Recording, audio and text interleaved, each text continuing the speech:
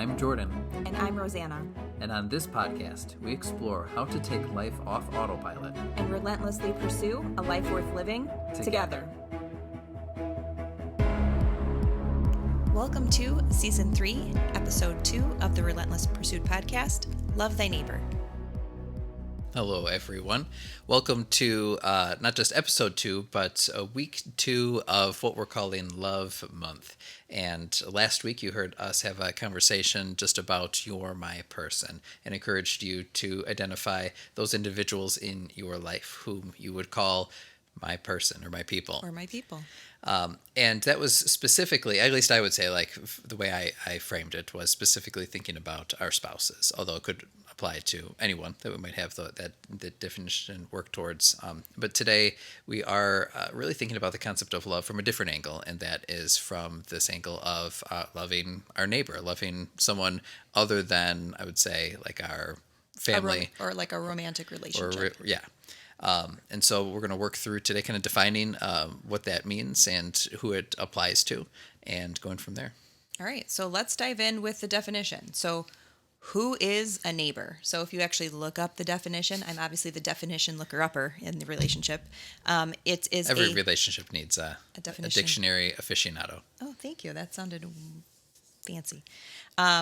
Neighbor is a near dweller, a nearby person or thing, often thinking of like our next door neighbor or those in our community. So that's kind of like when I say neighbor, you say neighbor, that's probably who we're thinking about, right? Is like who lives to the left or to the right of us, who lives in front of us or behind us. So that's like the literal interpretation of it then is this geographic context, like people in our street. Correct. But I think for the context of this conversation and even as you take this conversation and apply it later on, I think we need to move past the idea of neighbors being the people who live next door and kind of broaden that to a neighbor is anyone you are in community with.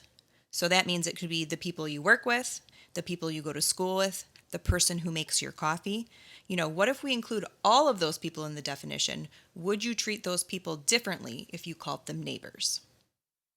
I think that's an interesting word to apply to all of those people. I don't know if there's one. I don't know if there's another catch-all word that pertains to them. And these are all the people that. So you're talking about we have like physical proximity to, in some way or another.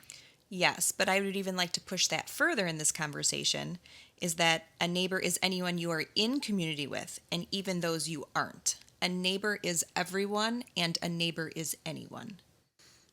Okay, so everybody is our neighbor. Yeah. In a sense. You know, my street, my block, my community, they're our neighbors. So even if they're not nearby, in a sense, like someone on the other end of the world could be my neighbor. I think so. Okay. Well, I mean, I think we could explore that a little bit more. Maybe there's varying extents to which we'd apply that term neighbor to different folks. Yeah. So let's dig in and see where this goes. Yeah. You know, anytime I think about being a good neighbor, I am always inspired by that old story of the Good Samaritan, because you have that story of an individual who falls down on the side of the road. Or no, he gets beaten up and robbed, and he's just left half dead on the side of the road. And then you have three very traditionally pious people walk by. There's like a priest and some other individuals who, in maybe at least their own minds, can check all the boxes of being good people, but they ignore that person that they pass by. And then there's just kind of like your run-of-the-mill guy, a Samaritan, which in the story is someone who typically doesn't get along with the kind of guy who's on the side of the road. And he has pity on him and ends up taking him to an inn and paying for his expenses. And so he really sees this stranger in need. And unlike the people who, I would say, check the traditional boxes of, piety or goodness, this person actually does a good deed towards someone in need at that moment.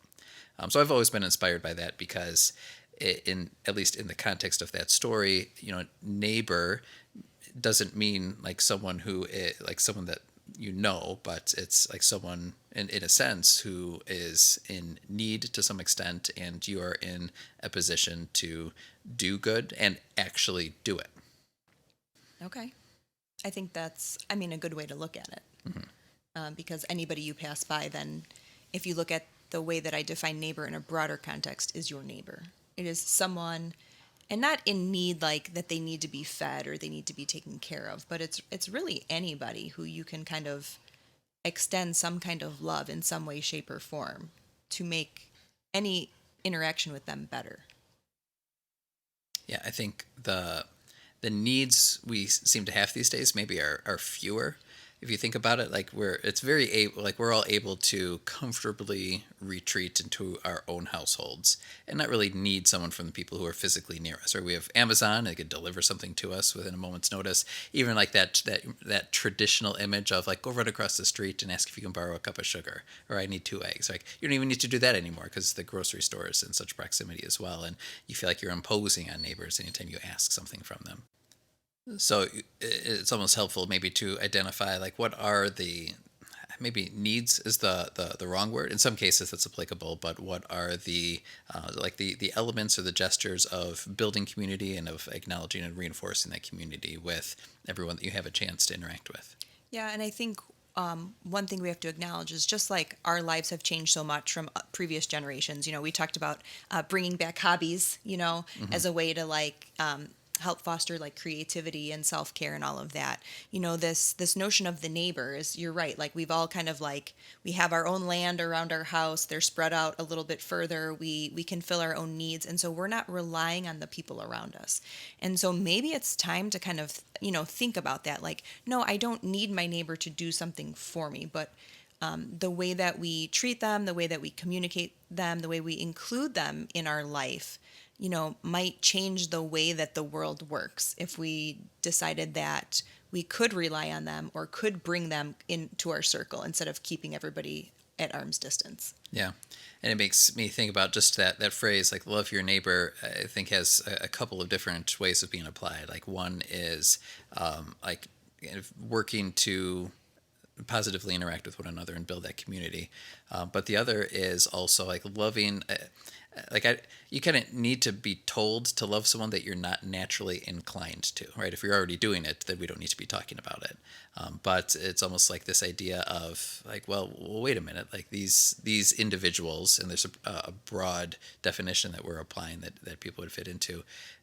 They like we have to be reminded and proactively love because we're not all the same, but there is a certain element of that ingredient of love can often be overlooked or missed, and that's really the intent of this conversation is to explore what that really means. Who is the neighbor, but also how do we demonstrate that love? Yeah, and now more than ever, we're almost, I don't want to say programmed, but it kind of seems like that, to recognize everybody's differences Mm-hmm. and what makes us all different and keeps us away from each other, as opposed to recognizing what we all have in common. And Mm-hmm. there's a lot that we have in common, Mm-hmm. especially with the people that are around us. And so kind of recognizing the good and the sameness in all of us, like can help our communities become stronger Yeah. and move forward. And so instead of looking for the differences, we need to start like bringing people in, bringing people together, which reminds me of when we moved into our first house. We were in a townhouse first and then a house. One of our intentions was to bring people together. Mm-hmm. And so here we were, we had been married like 5 years. We had just had our first kid. And we started making flyers and putting them in mailboxes to reignite the old-fashioned block party. Yeah, yeah, because we showed up, we're like, hey, all right, when's the block party? Oh, there isn't one. All right, like let's get some folks together. Let's Right. party. And so we were trying to like rally people, and someone's like, oh, we haven't had a block party on this block in like 15 years. Mm-hmm. Everybody's kids had grown up, had moved out. All of those people were a little bit older. They were kind of done with that stage, and we were just kicking off. And then to see like the first block party to like the fifth block party or Mm-hmm. sixth block party from when we moved in until when we left, and like what we cultivated on the block, and getting other people to buy in, and people who were leery at first Mm-hmm. and didn't want to participate, and then were then like putting bounce houses in their front yard and doing things for the kids that they didn't have, because there was this sense of camaraderie and love Yeah. amongst people who really had no other connection to one another. But then we started, we built friendships with the people on that block, and A even business partnership. a business partnership for you, in a real estate transaction. And so, it's just interesting when we're connected, what we gain from that, and whether it's wisdom about parenting or other transactions and things like we all become better. It's Yeah. not just about us. It's about something else. I'm reminded of, remember we had the fire department come out for the kids, and all the kids are like clambering on the fire trucks, and then they get an emergency call, and they're like quickly like throwing the kids off the truck, like we gotta go. Yeah, and I mean it's something that our kids remember and talk about now. And now our neighborhood is very different in terms of who lives on our block. Yeah. And the way that we're showing up to love our neighbors isn't through a block party. So it's, you have to realize you have to work with what's around you. And so sometimes the showing of love and camaraderie looks very different depending on where you live and depending on, just the parameters of who the people are. And so part of that is for us to figure that out and to spread that love and to spread that joy, even if it's in a different way. Yeah. All right, so I felt like last season we talked about being a good follower, and then we tend to think of follower in a narrow lane, like how to be a good social media follower in a sense. And I think we're trying to define that more broadly, and I get the same idea with neighbor too, where the most applicable definition is to think like those people on our block. I have that song. I don't know where it's from. Who are the people in your neighborhood? Sesame Street. All right, so that's why it's stuck in my head. But we're really, so anytime we say neighbor, we're really talking about like anyone we have the chance to interact with and have some degree of community with. Right. I mean, so, our block, our neighborhood, our community, our city, our state, the United States, like, there's this commonality, we are part of all of those different things. So neighbors can be a vast, deep and wide word. Yeah. All right. So I see you have a name written down for the ultimate neighbor. Ooh, the ultimate neighbor. Can you guess? Mr. Rogers, right? He was like the ultimate neighbor. And Hello, neighbor. Hello, neighbor. And he called us neighbors. And so what I thought was interesting about that is he didn't call us like, well, hello, friends. Hello, boys and girls. He didn't, or ladies and gentlemen. His mindset was that we were all neighbors and that we all needed to be taken care of and we all needed to take care of each other. And so then I think that also extends into this bigger grouping of neighbors, that it's not just taking care of who you see, but even, further out. He advocated for individuals to work for the well-being of the most vulnerable, wherever they may be in whatever work that they do. So even at work, right, how are you a good neighbor to the people that are around you? It doesn't have to be, to who you live next to, but in any context, in any circle that you are, how are you a good neighbor? And then he constantly affirmed the coexistence of individuality and self-expression with the respect for yourself and the respect for others, regardless of their color, background, religion, or political views. Yeah. And so if you look at a lot of what he did, it's there. Even like outside of the show. Because Right. I don't recall like episode. I remember like the trolley and the land of make believe, and so you're saying even kind of in his personal ethic, this was applicable. He as well. wasn't marching for racial injustice, but at the same time, he employed black actors on his show. And so he took a stance for what he believed in very quiet ways, but in very big ways. And so, I think that's a challenge to all of us about kind of opening up who our neighbors are and, what we stand for. Yeah. And how we can demonstrate like what love looks like within that context. Now we can demonstrate that. Right. He did it through a children's show. So where you are and where you're planted, how are you doing that? Yeah. So, I mean, this reminds me of that time. This was, I think, 2 weeks ago now. But there was an individual who was right outside of our front door, like literally right on the street with his car broken down, right outside of our front door. And I think I casually noticed him at one point, but then we were coming home from something, and I remember this guy was still there. And this was just someone like his head was in the hood. I didn't know who this was, and obviously like stranger to the block. We hadn't seen him before, and I didn't know how long he was there. But I kind of at that moment like realized I had two choices. One would be I could just come inside and do my own thing and forget about him. But like he seemed like he was working on his car and it was broken down. That in fact was the case.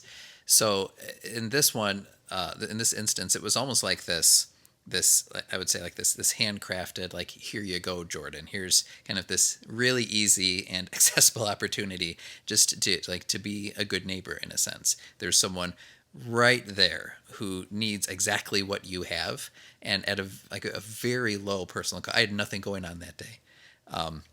it didn't cost me any money, like a little bit of time and attention. And so I went over to him and said, like, hey, how's it going? You need a hand. And he's like, yeah, like my car is leaking all this fluid. I'm like, okay, do you need some tools? And so I grabbed my toolbox and I told him, like, you don't want me touching your engine because I have no idea how any of that works. But make use of all these tools. And he was able to manipulate those. And then he needed a ride to the auto parts store. And so here's this stranger, and we get in the car together, and we go, five. Well, and I thought it was a little crazy because you came in and you said, "All right, I'm gonna take him to the auto parts store just down the road. Where is it?" All right, gave you some directions, and then I said, "So we're in a pandemic, and you're gonna put a stranger in our car?" And you're like, yeah." I said, "Okay, can you both wear a mask, please? Yeah. Just to protect yourself and be safe." But you're right; it was a relatively easy task. Right. And like I said, like it was at minor inconvenience. We had nothing else going on that day and didn't cost me anything. But those are, some of the things that are often overlooked as well. And, so at that moment, and I kind of wish like for more like, moments like that, where it's like, if this is what helping, someone else looks like, if this is what being a good citizen and love your neighbor looks like I could totally do that. But at the same time, how long was he out there, and how many people like noticed that and did nothing, and how many times have I done the same thing? I mean, that instance kind of got me thinking about what are some of the other ways that we maybe overlook or turn a blind eye to.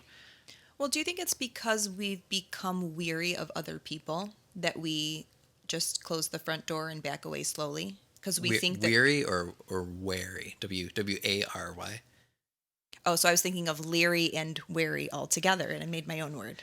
And, we're just unsure. Like, is his car really broken down? Does he actually need help? Like, that we kind of jump to these conclusions as like, oh, I don't need to go out there because, like, if I was home Stranger danger. Yes, if I was home by myself, right? Should I have and I mean this sounds silly, but as a woman, like gone outside and be like, "Hey, everything okay? Can I call you a tow? Like, is it safe for me to do that? Right? Hey, yeah, let's put the kids in the car and I'll take you to the right? Like I have to kind of weigh those options in terms of like being safe and protecting my kids and all of that. Like, do we not do the things that we know we should because we're afraid of people? Like, have we become afraid of people that because we do not love our neighbors, we're afraid of doing the right thing? Yeah. I mean, we're in a highly litigious, society as well. So it's like, well, if, I try to help, or if something goes the wrong way, does that expose me like to some degree of harm? And I think we have to weigh that as well. And certainly with strangers. But yeah, I think that is one element that kind of goes into the equation, maybe more than we'd like it to. Yeah. Well, yeah, I mean it's something to consider. But I mean, okay, so you lent this guy some tools, and then you took him to the auto parts store, and he came back and he fixed it, and he was on his way. Then he was on his way, and he really needed the help. Like he didn't, wasn't in a position to call it a tow truck or bring it to an auto shop. His family was out of the country, and he's just like kind of, just up a creek. And so at the end of it, it was like he was so polite. He's like, "You literally like saved my entire day." He tried to offer me like gas money for taking him to the store. I'm like, "No, that's okay." But like I said, like that. But that was like in kind of like a gimme, like a handcrafted, like you could help this guy out. So that's what I want to explore in this conversation more is like, now we've kind of identified who are our neighbors, but how do we love them, and what gets in the way? So that's my first big question for you is, like right now it feels like there's so much animosity in society, and in many ways we don't know who to trust, or maybe our opinions of people shift depending on the changes with the weather, in a sense, with the political climate, and so I guess, how do we, in light of differences, whether they're like political or religious or racial or financial, the list goes on. What role do those differences play, and how do we, despite those differences, love our neighbor? I think the I don't know if this is the easy answer or the right answer, but I think it's what I believe to be true is that none of those matter. Because if our kid was driving his car and was stranded on a block somewhere, what would I want someone to do?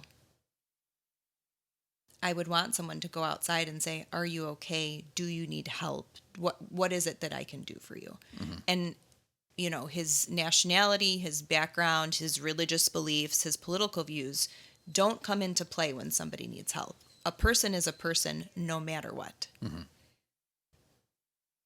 Yeah, and I think it sounds simple, right? I mean, it kind of looks good on paper, like just whoever this person is in front of me, like I'm going to extend to them the kindness and love and respect that they just inherently deserve. In reality, though, like what are the barriers that get in the way? Like why do we recoil? And I think you mentioned just this wariness that we have of other individuals, particularly strangers. But sometimes even with people that we know too, like we don't in conversations like broach certain subjects, or maybe go or become as vulnerable as we potentially could.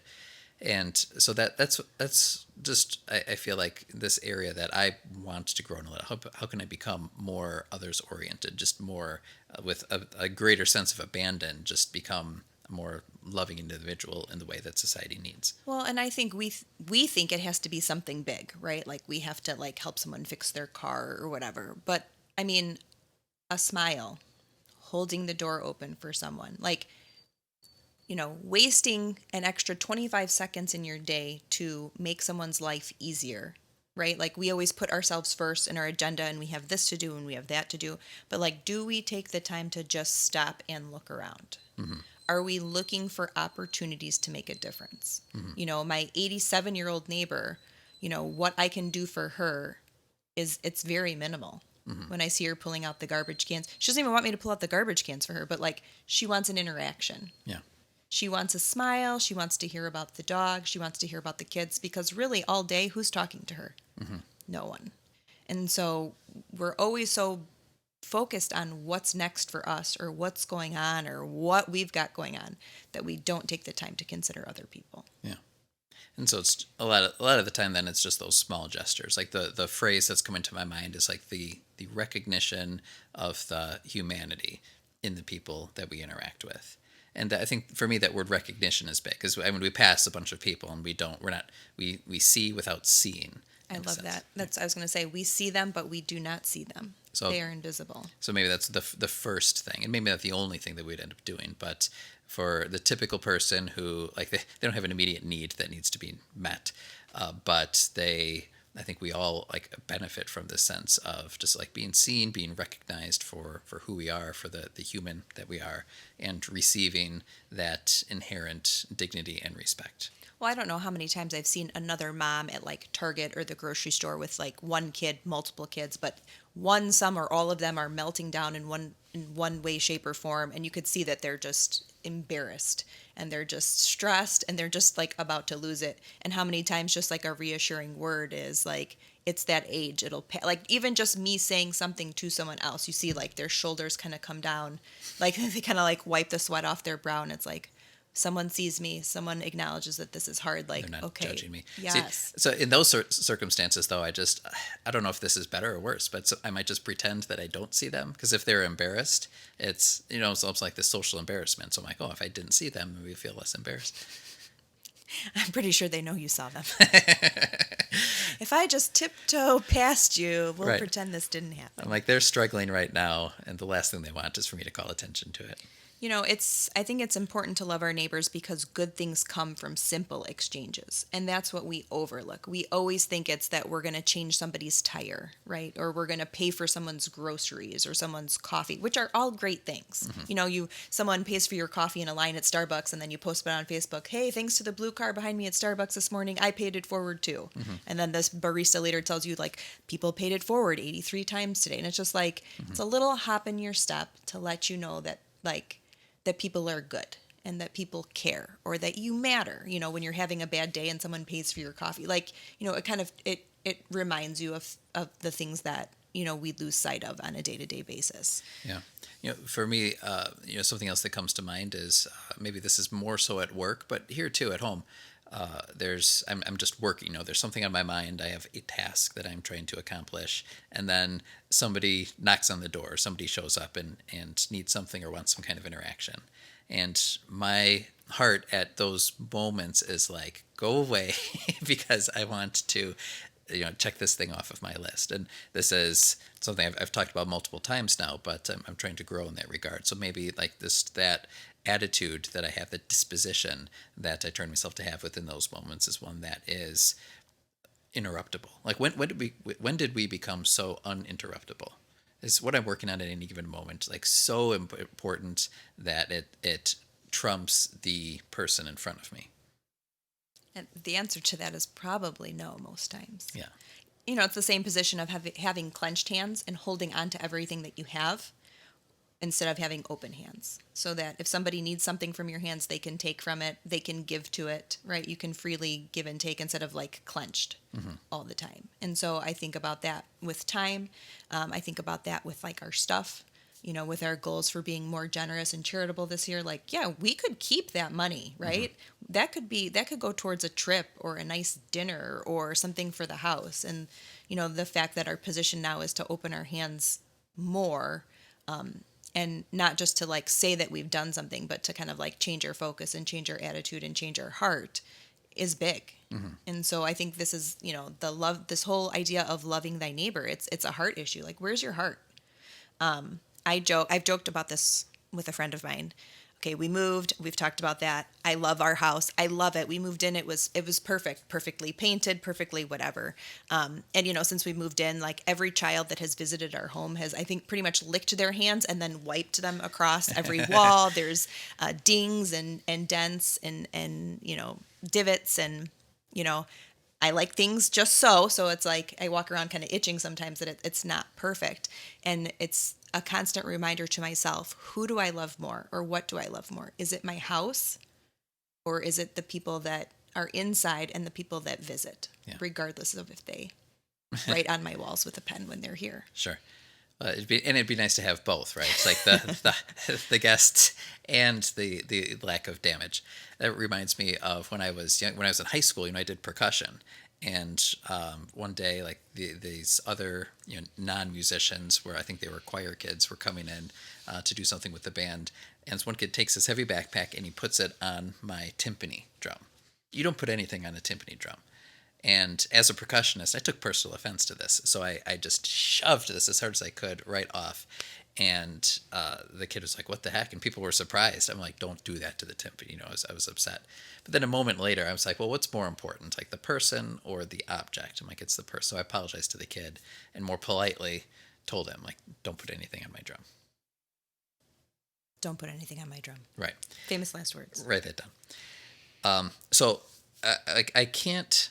I'm thinking about this from like a prioritization standpoint too. Like I can't love everyone like to this full on like extent. Like but there at the end of the day there are there's you and the kids to whom I believe I owe the preponderance of my time and attention.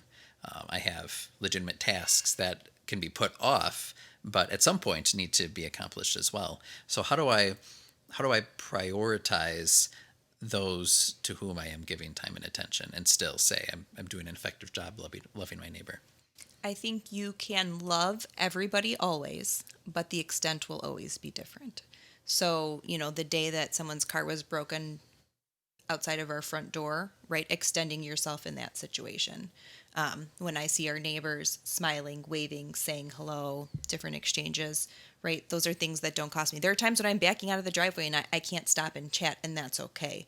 But when we establish love a majority of the time, like no one expects you to, to overfill their bucket all the time. But if they know that who you are and what you stand for, and they know that you're there, I think that makes a difference. Yeah. When a coworker does come to you and has a problem or a question and you give them the time, they're not going to stop you every time, and they're not going to expect that every time, but like establishing a sense of love and laying that groundwork kind of helps kind of set the tone for everything else. Yeah. So in a sense, it requires a degree of just this innate like attitude. Like, all right, I am going to be others oriented. I have my own things to work on, but when an opportunity, which I could probably be more attuned to, arises, or when an interruption arises, I could decide from now how I'm going to look for those things, or I'm going to respond to those things when they do come up. Yeah. Yeah, no one's asking you to go sit in your office and like just, throw your work aside and just wait for people to come to you, or to like, go individually check on all 22 members of your department. Like Right. no one expects that of you, but it's what is your position when those opportunities do arise. Yeah. It reminds me of Super Grover a little bit because we haven't had enough Sesame Street references this episode. But, he throws on his cape and like shows up somewhere. He's like, I'm ready to do my good deed. I'm ready to help. And like the people just don't need him and they figure it out on their own anyway, You don't want to be that either. So striking the balance. But I think it is an attitude, and it's easy to like just recoil into our own lives. And so like part of Love Month is just taking some daily time towards developing this skill within ourselves, this muscle, if you will, to be able to love others, and and we're already doing it. So I would say like to develop it further to an extent that I haven't demonstrated so far. Right. And this month, you could be doing all sorts of random acts of kindness for people in your community, right? Baking cookies for the police department, or, going through your closets and gathering clothes that you don't wear and donating them. So you can do those things, which are an act of love and service. But I think it's more about like, when you see people, are you seeing them? And are you extending love in a world that doesn't seem to have a lot of it right now? Or what if I disagree with someone on something that is really important to me? Like, and this is just an example. Like, I voted for candidate X, they voted for candidate Y, and either I or they like see this as a barrier to our relationship. Like, what is my obligation then? Or if insert any other controversial disagreement.